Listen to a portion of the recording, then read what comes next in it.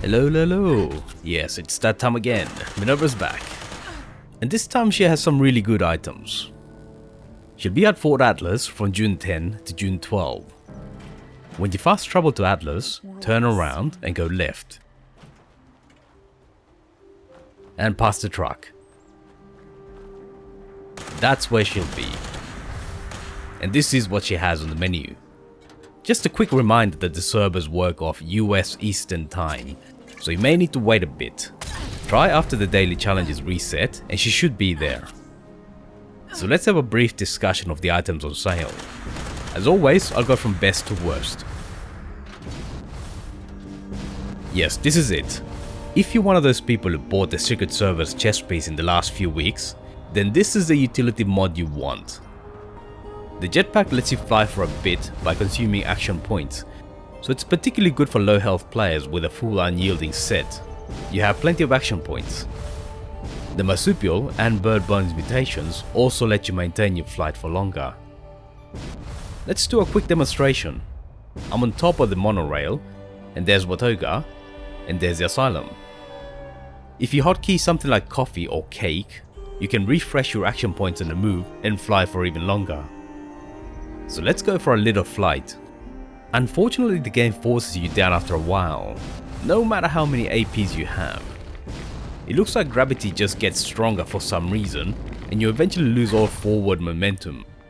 How long you can fly is not just about how many action points you have. People have been using spike traps as a way to get more forward momentum and fly across the map. This is a definite must-have purchase if you play outside power armor. And while we're talking about this, skip the pocketed mods. Buy the deep pocketed ones from Regis at Vault 79 instead. A problem for newer players after they buy the plan will be that they need Violet and Cobalt Flux. Unfortunately, crafting stable Flux is a bit involved, and especially Cobalt Flux will require dedicated farming. I'll cover the most effective methods to get the Flux you need in a separate video. I'll add it to the description when it comes out in a few days, but you should also subscribe to get notified. This is a suit of armor that turns you invisible when you crouch. Unfortunately, it's armor, so that means that you lose all the benefits of your legendary pieces and whatever your under armor gives you. It also makes you a bit more difficult to detect, although there is a limit. You shouldn't expect to waltz past enemies and remain undetected. A side benefit is that it's got a hidden 98% radiation reduction and a massive radiation resistance rating, so it works like a superior version of the hazmat suit. This makes it my preferred choice when going into nuke zones, and it protects you if you happen to go swimming. It fits best with a stealth sniper type approach. Use a powerful silenced weapon and take out enemies from range, while focusing on remaining hidden. A downside is that enemies in Fallout 76 have group detection, so if you go into danger with one enemy, the rest of the group also automatically go hostile. All in all, taking out groups of enemies one by one is definitely doable. And in case you weren't aware of it, flamers are technically quote-unquote silenced weapons. Never mind the massive gust of very bright flame. I discovered this during an expedition to the pit, and let's just say that I've been a fan of flamers since well before most people discovered it with the holy fire. This is a situational purchase. The reason I say that is because you get one stealth suit and the plans for it as part of the Gold Vault raid questline. If you haven't done it yet, make sure you do all the preparation quests with both sides. You'll get the stealth suit from the Foundation quests. That means there's no need to buy it for gold. You can only do the actual vault raid with one side, but everything up to that can be done with both factions, so make sure you do that and get the maximum benefit. If you missed out from the quests, then the only way to get the stealth suit is with gold. Then it's a must-have purchase in my opinion. Let me stress here that the helmet is purely decorative, so unless you're absolutely desperate to complete the look, skip the helmet. This is what it looks like if you're considering getting it. The chicken coop is another situational purchase.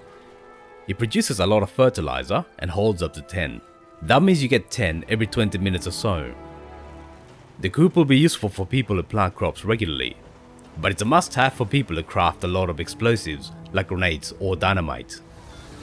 By the way, you're out of luck if you want barbecue chicken. Those chickens are untouchable. That's right, no KFC for you.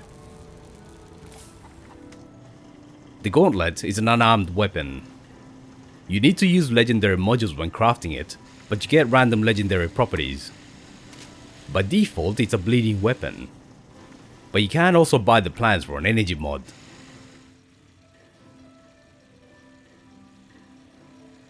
It plays pretty much like the Power Fist. Obviously the legendary properties are different. You can see that it does a bit more damage.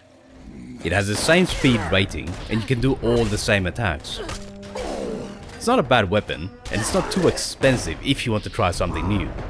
But it's difficult to recommend it because you can get a Power Fist already.